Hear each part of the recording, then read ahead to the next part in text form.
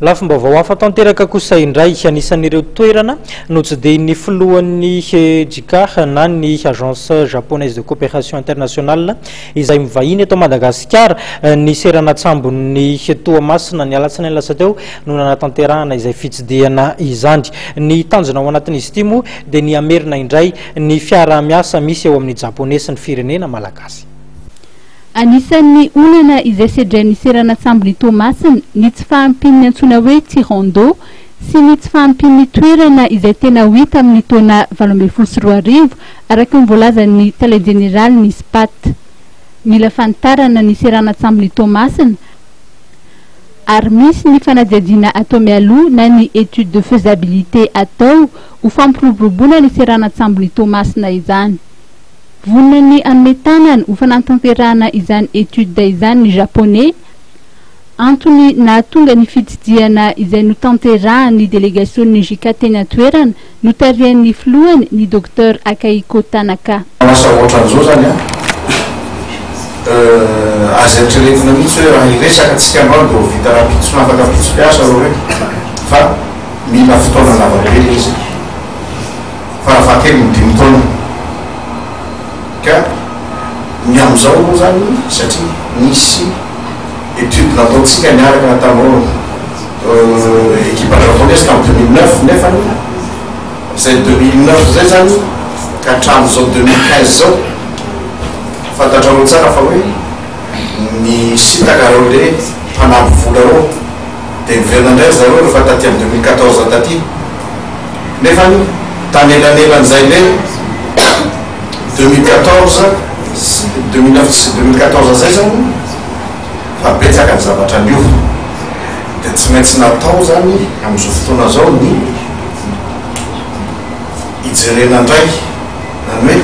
réactualisena ny étude satria fa betsaka ny zavatra niova tamin'izay 2009 zay par rapport amin'izao 2015 zao ny amin'izao aloha tsika zany dia hoe mbola ataony étude ary eritreretina ho tratra ho vita izy any mois de mars dia atrotsika zany no mahafantatra indray hoe inona ny étape manaraka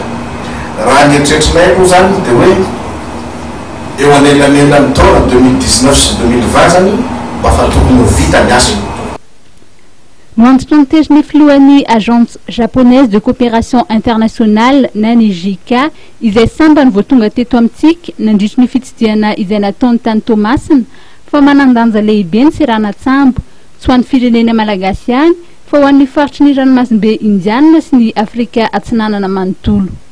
In this visit, I realized again the importance of Port Toamasina for Madagascar. But I realized that the importance of the port is not just only for Madagascar, but it is also important for the entire Indian Ocean region, including